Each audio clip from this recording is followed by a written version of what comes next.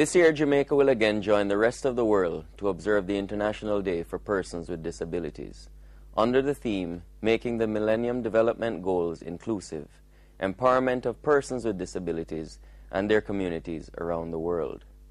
Approximately 10% of the world's population, or 650 million people, live with disabilities. The United Nations Convention on the Rights of Persons with Disabilities, of which Jamaica is a signatory, promotes and protects the human rights of persons with disabilities in civil, cultural, economic, political, and social life. However, we cannot but admit that in Jamaica, persons with disabilities continue to face barriers to their participation in society and are oftentimes marginalized.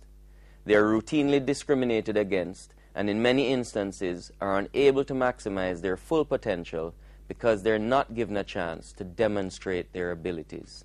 On this International Day of Persons with Disabilities, let us seek to rally each other to a renewed commitment.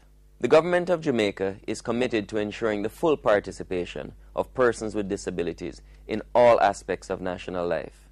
To that end, work is being done to hasten the finalization of the Disabilities Bill, which will seek to safeguard their rights. The Early Childhood Act, which has already been passed, is concerned with matters relating to early childhood care and education for children, including those with special needs. It should be noted that steps have already been taken to increase the cadre of specialist teachers in our schools. The Ministry of Labor and Social Security, which has responsibility for persons with disabilities, will continue to work towards the full integration of persons with disabilities in our society. We have moved to address the deadlock around the driver's license for the deaf, for which members of the community have advocated for some 30 years. Today, deaf persons can drive on Jamaican roadways legally. We recognize that the current fleet of special buses for persons with disabilities needs to be increased, and efforts are being made to correct this. We have also sought to provide assistance through the recent allocation of $10 million to the sector to encourage the establishment of micro-businesses. Recognizing the incredible impact that the early stimulation program has made on families and children with various types of disabilities, including those children living with disabilities such as esophagus, autism, and Down syndrome, we have decided to expand this program to other parts of the island. In our quest to achieve first world status by 2030, we recognize that we must deliberately include persons with disabilities in our activities. The Vision 2030 Jamaica Plan envisions Jamaica as the place of choice to live, work, raise our families, and do business. These sets of ideals must be based on a policy of inclusion, equality, and non-discrimination to incorporate persons with disabilities. As a minister with portfolio responsibility for persons with disabilities, I commit to continue the effort to ensure that persons with disabilities become more visible in all areas of national life. I also wish to use this medium to encourage all Jamaicans to support the concert dubbed An Evening of Excellence with Persons with Disabilities at the Police Officers Club on Sunday, December 6 at 5 p.m. This concert will showcase the talents of persons with disabilities and those who are already household names, such as the Unique Vision Band. Other great artists, the likes of Frankie Paul, Dean Fraser, and Taurus Riley, will all be lending a hand through their performances. Let us all go out in our numbers and support this very worthy cause. Remember, together we can achieve all that is right for Jamaica. Thank you, and I wish you God's richest blessing.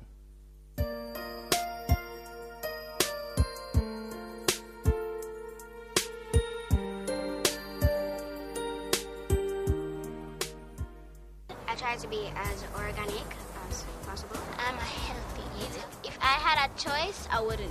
Children fess up about their eating habits. What they're having when you're not looking. Are you serving their interests? What will they take and how will they have it? Hear them call the shots. I'd like it in a salad with a little dressing. I would like it to be refrigerated. I just cannot pick food. Are they ignoring what's packed in the lunch bag? Are they eating what you are eating? Oh, that's just a boring banana. My daddy take me to McDonald's. it's really tempting. Starting Friday, November 27, Jamaica Magazine puts the questions to them. Children and nutrition, just how much importance is being placed on the issue? Is it at all important to you? Tune in to Jamaica Magazine for the next 2 Mondays. And Fridays as the children inform us. That's Children and Nutrition, Friday, November 27. Monday, November 30. Friday, December 4. And Monday, December 7. It is the Broadcasting Commission's job to maintain the highest standards when it comes to the material on Jamaican airwaves. Today, Ian Boyne speaks to the Executive Director of the Commission, Cordell Green, about the agency's effectiveness, public perception, and the plans going forward. Issues and Answers is next.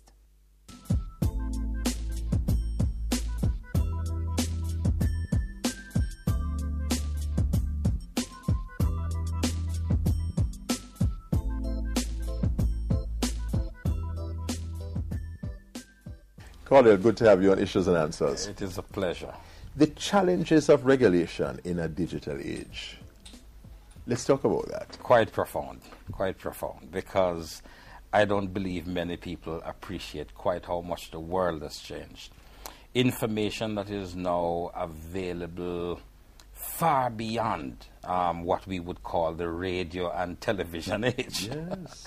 And people still say we're in the radio and television age. But when you add the internet and satellite radio, satellite TV, all the platforms for dissemination of information, and the fact that what we now know as the internet, which is boggling the minds of people with the vast array of information is available, by 2013 is going to be 4 times the size in 2009. That just helps to put the age in context. It's about empowerment in various ways.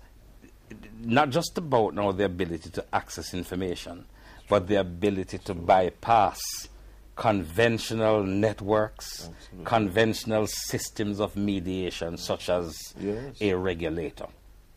The ability now for people to not just, it's not just a push-pull world where television pushes information to people, but a world now where the citizen and the consumer pulls information and pushes information as well.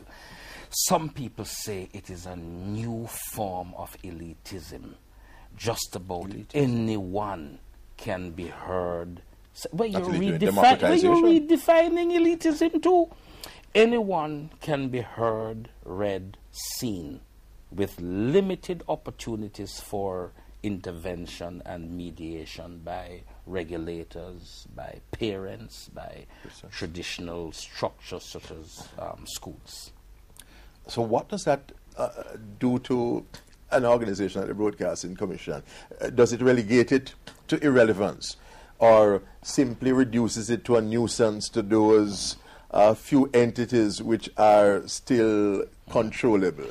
No, what it does, and it requires now that you deal with old age problems in different ways. The new age hasn't removed the importance of issues such as freedom of expression. Digitalization is not just about dispersion of information to ordinary people and empowerment. It's also about concentration of power in the hands of a few persons who control the portals of information, who filter, who determine how you access information, particularly the people who own the distribution platforms. So that there's still a lot of work left to mediate between private ownership, commercial imperatives, and the need to have free, viral flow of information, particularly over the internet. Then you have age-old issues which take on greater importance in the digital age. Privacy being one of them. Personal information, your private information is going to become probably the most important commodity in the information age. The chap who comes along and says to his girlfriend, honey, I'm going away to London to study